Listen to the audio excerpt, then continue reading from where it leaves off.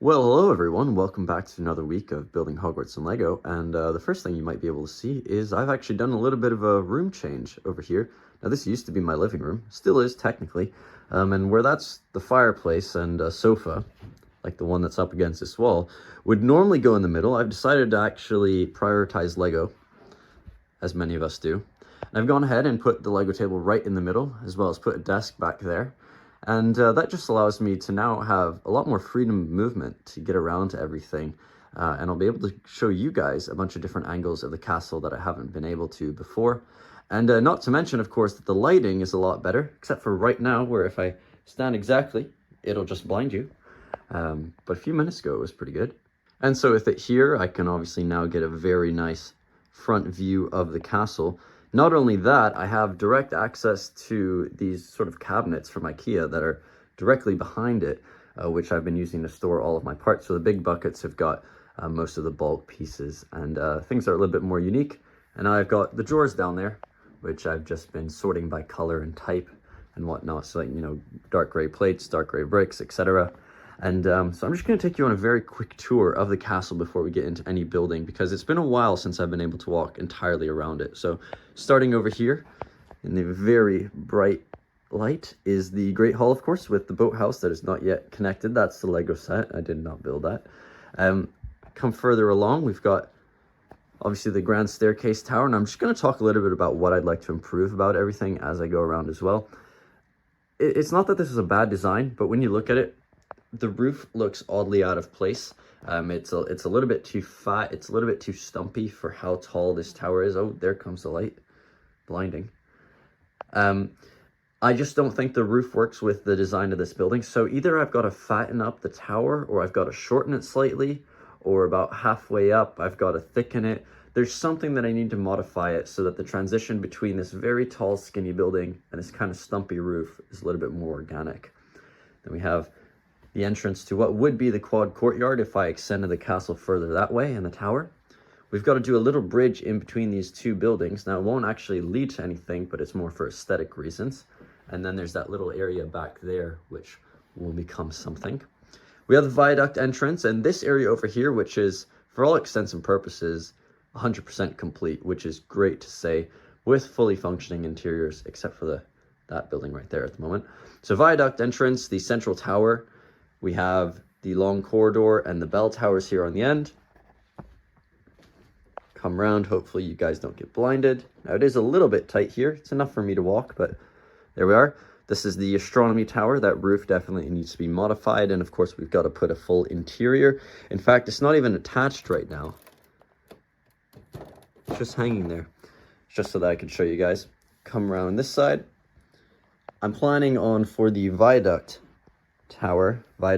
entrance, is to actually be able to unfold this wall so that you can see directly into that. And the way that I'll do it is hopefully similar to the long gallery over here, where I can just take that off and you can see directly into the building. Then as we come up here, of course, we have the quad courtyard, which is elevated above the rest of the castle. This is about 6 studs down here at the viaduct entrance, and it eventually slopes down to pretty much nothing on this side. However, this is sitting at more around 12, and that allows me to have a full interior. This is the potions classroom and the Hufflepuff common room. Underneath the Great Hall currently is the Chamber of Secrets and the Slytherin common room. And the last little bit that is one of the biggest focuses that we need to start getting work on is this back area over here, which is going to be a garden space that sits right outside the Great Hall. And in this mess, I've just got a few things to show you before we get started on building. So this bag is full of things that I brought over from my actual house. It has a bunch of things in it, a parent's house, I should say. This was from an older version of Hogwarts. I decided to brick build the tower, or the roof, for the grand staircase tower. Now, this doesn't fit exactly this building over here, but I did decide to bring it in, in its complete form, just so that I could see how it works, because as much as the plates are probably the best way to go, it really doesn't look nice. So I decided to bring this along to see if there's something I can do with it. If not, I will just take it apart and use it for pieces. In the rest of this bag, we have a few more scavenged pieces, got some dark tan plates. We've got some of these wedge panels that I can use to make towers or whatnot, some staircases, and a bunch of fence pieces as well. which will be useful at some point. I'm not exactly sure where, but I knew that at some point that I really wanted to have those fence pieces. And with the Christmas season, I couldn't resist getting another Harry Potter set. The one that I decided to go for was in fact this. I believe the exact name is Triwizard Tournament Arrival or something along those lines. More specifically, I just care about the Durmstrang ship. I actually already have one of these Beauxbatons carriages because it came in an earlier set in about maybe 2019 or so. It's a little bit bigger than this one, but that Durmstrang ship. I do have the 2005 version, but this just blows it out of the park. And I'm thinking that it will look pretty good somewhere right in this area. Anyhow, that's enough talking for today. We're actually going to get started with building finally. We're going to start over here in this area. I left this off in the last video. We had basically completely finished off the top layer. It's now structurally sound. This isn't going anywhere. Push down on it. The interiors below it are completely done, so I don't have to worry about any of that. So we're actually going to remove these buildings and basically start from scratch. I like this one. This one's okay. This one's kind of bad. And that's our starting point. We're going to try to fix things up, see where we can go from there. Alright guys, so I've got Hogwarts Legacy opened up here just to take a look at the Grand Staircase Tower and the general area of the west wing of the castle. See what's wrong with one I've got, where I can take cues to make it a little bit better. Now obviously the proportions are a little bit different from the one I've got. Now it is basically the same height because I'm taking it in comparison to the Great Hall and the other buildings next to it. So I wouldn't want to make the Grand Staircase Tower any taller, any shorter, because it's already the tallest, marginally. And I think making it any shorter would just kind of ruin the aesthetic. The one thing that this building has that mine doesn't, apart from it being a lot thicker, is that if we get a little bit closer here...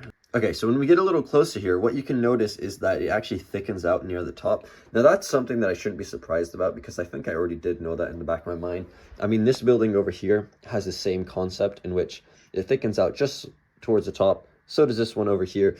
So I must have just completely forgot about that when I was building this because I was so fixated on trying to get it done rather than take the time to put the detail as I have with that one right there. Now what that means is this is probably accounting for about 6 bricks or so. And you can see all these little arches here, which are very feasible with Lego bricks. And I would use probably just regular inverted slopes to create this effect over here. And there's also a little bit of banding down in this area. So in general, what it needs is, instead of thickening it up, because I'm not going to do that, I'm going to tear most of it down. I'm going to reconfigure the doorways and entrances down at the bottom. I'm going to add some detailing about halfway up in the form of banding in some way. And then once we get to the top, I'm going to experiment with thickening it up so that the thickness of the building matches exactly with how wide the tower is, so that this is not, the roof is not overhanging over any of the bricks. And then a few obvious inclusions that we need to do is, of course, the iconic triple turret that sticks out of the roof. A few windows maybe lining the top, or at the very least some sort of detailing on this otherwise flat roof. I'm thinking of including some sort of sand green just to tie it into the rest of the castle. And then we have this bit down here, which is the corridor connecting the Great Hall to the main Grand Staircase Tower. And that one does have a roof that matches all the other ones. Mine currently doesn't, and that's mainly because I've not got enough sand green or dark gray slopes in order to do that. So I might have to leave that open. But if I do come across a sufficient number of bricks, we'll experiment with putting a little roof on that to make it tie together a little bit more. So I started taking apart the building, and I thought I'd quickly pause what I'm doing just to show you a little bit of my thinking, because that's something that I've kind of been lacking the last few weeks, as I've sort of just jumped from this is what I'm going to do to this is what I have done. Now, I've been using a lot of these sort of panel pieces to build up a tower of this size. You know, if you take a look on the inside, you can definitely tell it's not the most pleasant interior just because of all the all the caving in because of the panels. So it's not the most pleasant. So I thought of, what if I try to reuse them on the outside in an interesting way? And this is how I could potentially create the banding. This is actually adding a little bit of depth to the tower itself, going in, coming out a little bit. And in that way, it looks intentional, as opposed to I just had to do it because they were a cheaper way of building a tower of this size. And so to carry on from that, another thing that I want to do this week that I haven't really done with any of the previous buildings, well, perhaps a little bit, but less so the Grand Staircase Tower, is to actually build the interior as I'm working up. So when I did that, it was essentially just a shell, plopped it there, and I said I'd get to an interior. The problem with that is it becomes a little bit detached, because there's something about a convincing interior actually working with the walls that you design them in. So we're going to steadily build this up, a few bricks at a time.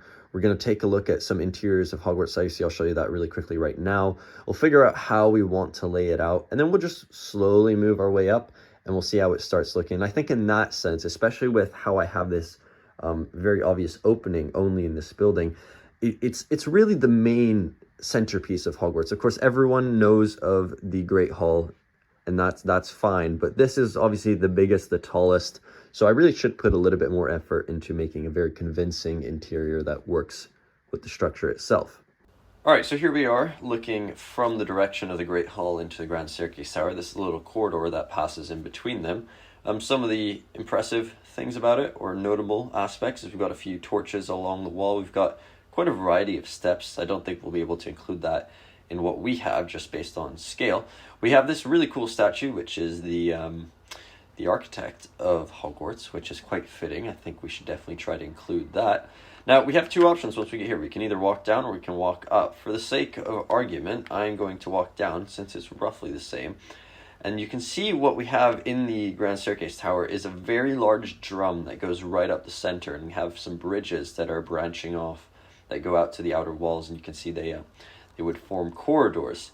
And how the staircase works is, well, it just appears and it goes all the way. Oh, sorry, I'm on the wrong side. I gotta go on the outside. There are two staircases. There's one along the center and one along the outside wall, and it just goes round and round and round. So this is something that's a little bit different from what we see in the movies, of course.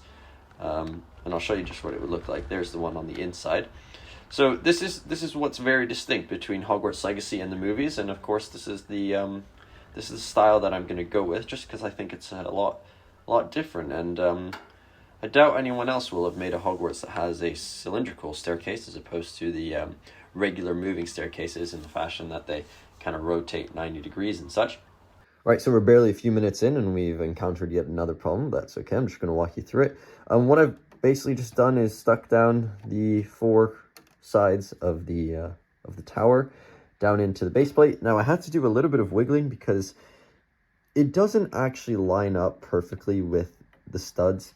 So really, like for example, this one here wants to be halfway between these two studs, and it could be on a jumper plate, but then things get a little bit messy. So I've somehow squeezed it so it fits perfectly, where there's four studs into this wall on every side, which is great, because now it means I can build up and everything's symmetrical and I don't have to worry about anything. What it does mean, though, is for small things like this, where I've gone and put the corridor,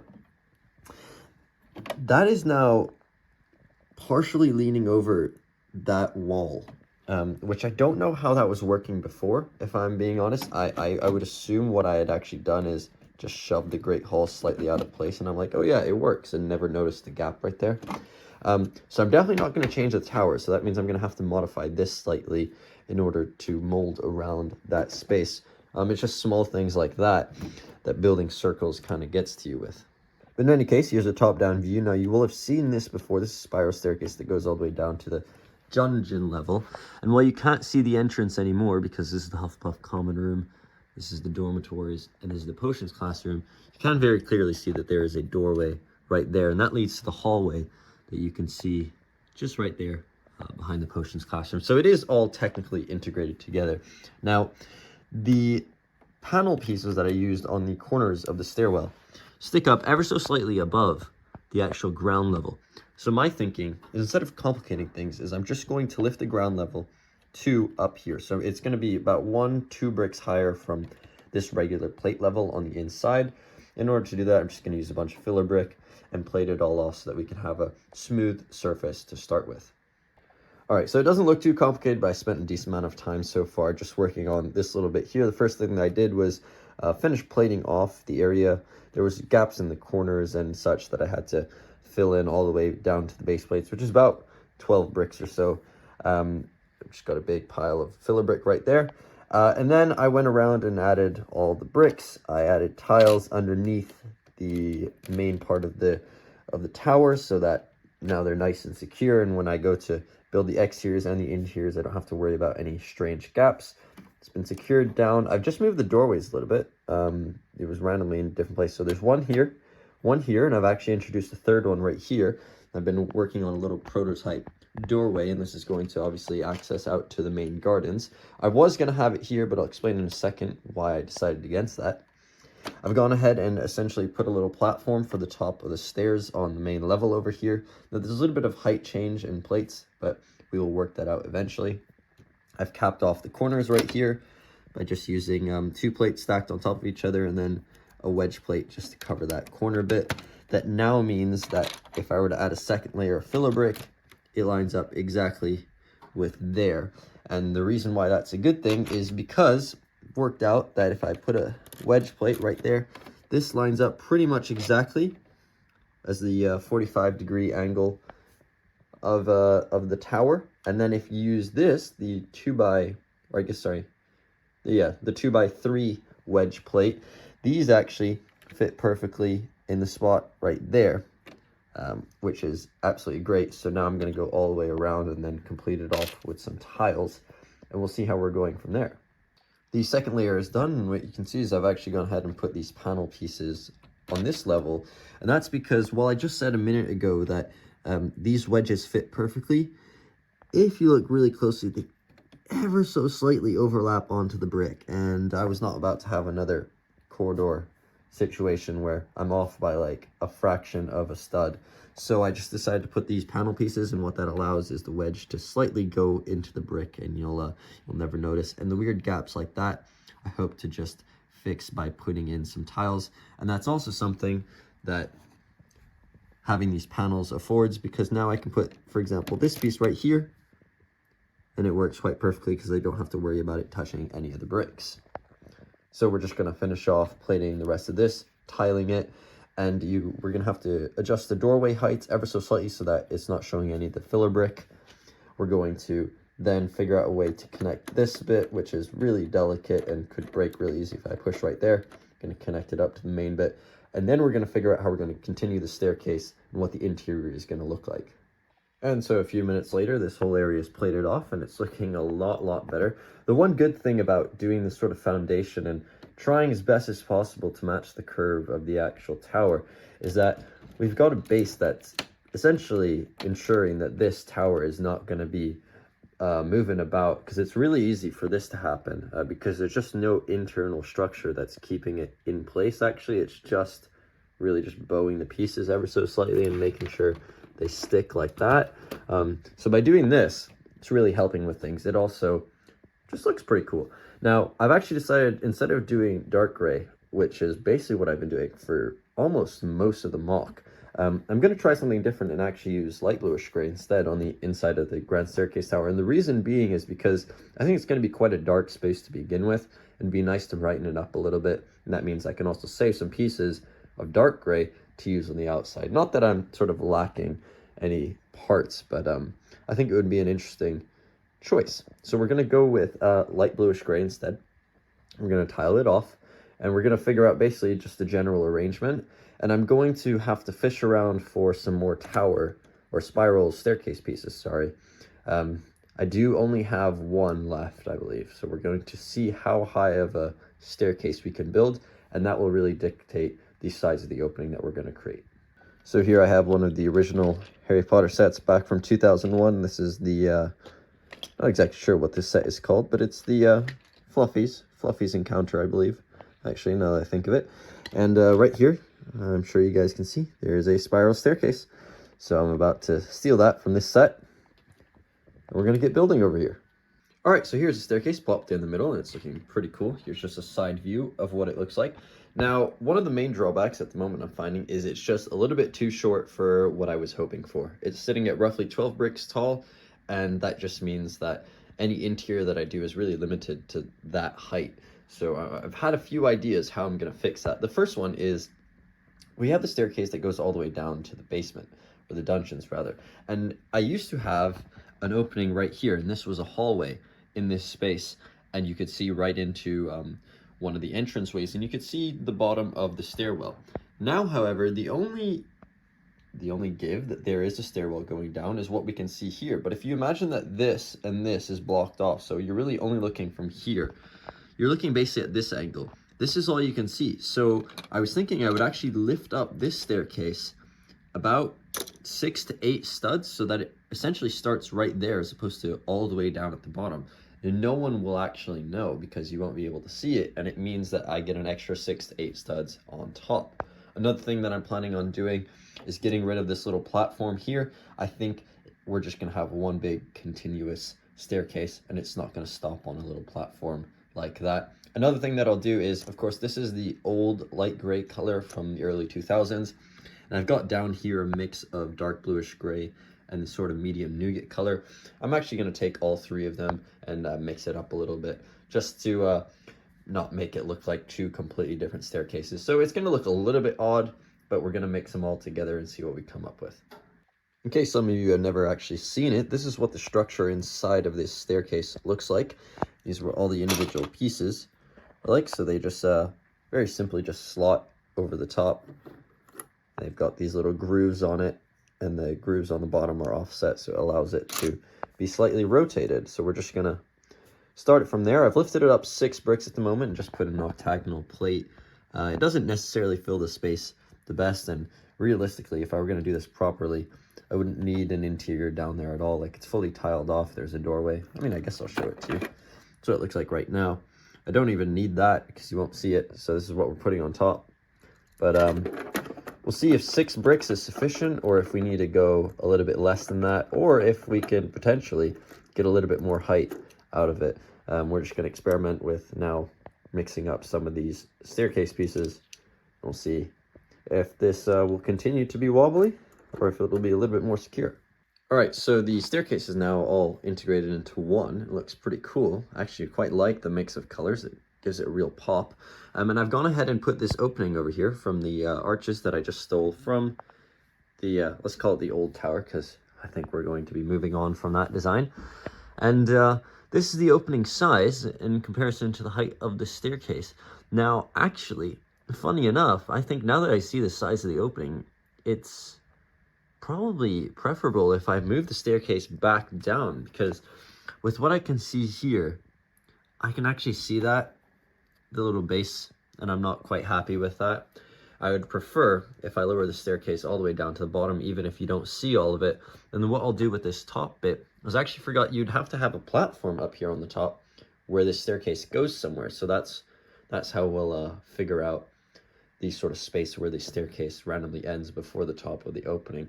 And I think we'll come up with a pretty cool design that way. So we're going to move the staircase all the way back down. Then we're going to figure out how we're going to start tiling off this floor and how we're going to create bridges and portraits on the wall. And we're going to slowly start building up the tower. But the opening, I think, is going to stay here. It might fluctuate by a brick or two depending on any choices that I make. But I think we're pretty set right now. So another thing that I'm going to show you that I kind of just discovered right now is I was having a really hard time with understanding why there's a really weird gap between the top staircase and basically the cap piece over here. It basically means that it causes some unusual spacing between all the stair pieces. And I think that's actually because, and I'll take it apart and show you, but I've got 4 of these sort of column pieces inside here. And I think these staircases are really only designed to do 2 at a time and then have the caps on each side, because there's a little bit of give in order to move the pieces around. But now by putting essentially double the amount, I now have double the amount of give, which is causing a sizable gap, which is causing a problem. So what I'm going to do is split it back into 2 again, and I'm just going to put a cap and a base right here in the middle.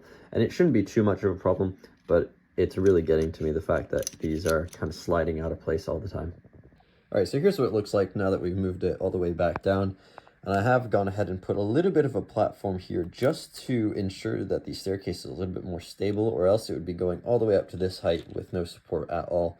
And I've put here a little jumper plate with just a rounded tile on top. It doesn't have to be a rounded tile, but the idea of this is that it'll just hook the staircase in so it doesn't, so the start position doesn't wobble about now that this bottom staircase is fixed to that place. And there we have it. There's the top of the staircase. All right, everyone, so we're about half an hour to 45 minutes later maybe, and I'm really proud with how this is turning out. It just looks so much better than it did before. I started off by just simply tiling off the floor, just adding a little bit of jumper plates here and there so I can actually stick some minifigures. And I thought this time that it would be a lot smarter to really think about where I want to put all these paintings and portraits and the things along the floor, just because, you know, like I said, I'm prioritizing this area as being what you see obviously through this opening, and the rest of the building doesn't really matter. So I want to put the most detail right into here. I don't need to overload it, I just need to make sure it looks good. I've gone ahead and put a railing around this center area, which I think, well, logically makes a lot of sense, so you don't just fall right down into the dungeons, but it also just really grounds this staircase right in the middle. And there's an opening right here where you would theoretically take a big jump down to that staircase right there. Doesn't really matter. We've got a scroll here, a little chest of some items, and we've got a lot of these sort of mystery tiles from the newer Harry Potter sets going along the walls. We're currently probably about 10 bricks high, but of course the ground starts about 2-3 bricks up. It's looking really, really solid right now. Not moving around very much. We've got this bit that I decided to take apart for the moment. That's, well, it's not technically broken yet, but I've decreased it by one row of studs, now to 7, as opposed to being, or sorry, from 12 down to 11. And in doing so, that allowed me to now fit it in, but to fill the gap, I've just used these sort of modified plates right here, and it bridges that little seam quite well.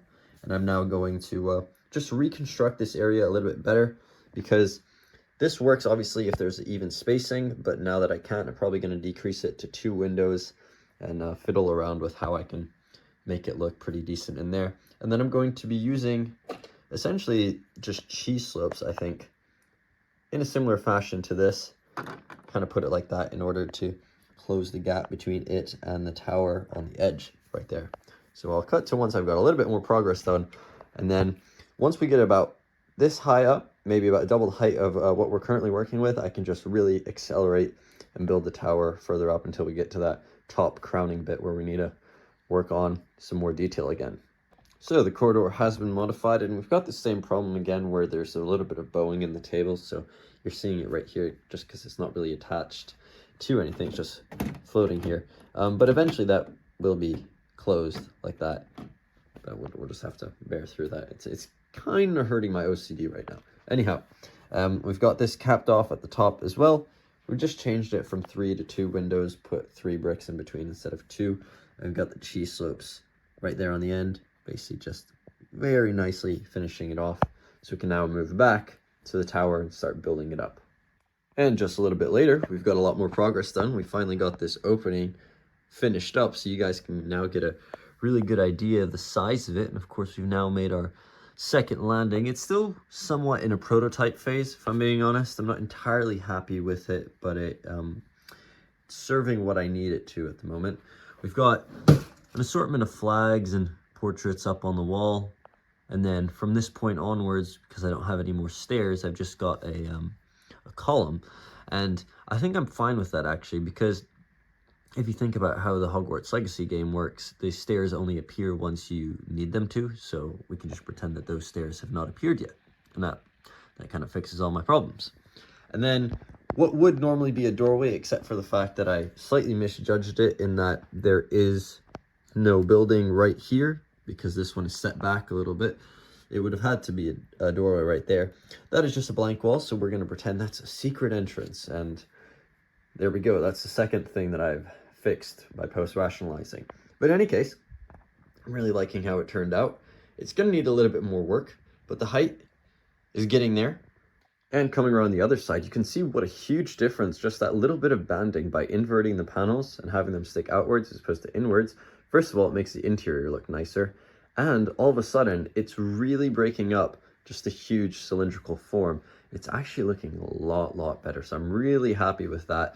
Currently, we're sitting at about maybe 2/3 the height of the Great Hall. My intention is to bring the main part up to about the height of this first slope over here. So we're probably going to be adding the equivalent of about maybe 8 to 10 more bricks high. We're going to do a third band, and then at that point we are going to push it out a little bit with inverted slopes going to build that up and then work on the roof. But I'm really happy with the amount of progress we were able to get done today. I was hoping that I could do the entire tower, but with the amount of detail that I've had to put in this building, I'm actually happy with just slowing it down a little bit and taking the time to make it a little bit more structurally sound and just make it look a heck of a lot better than it did in last week's video.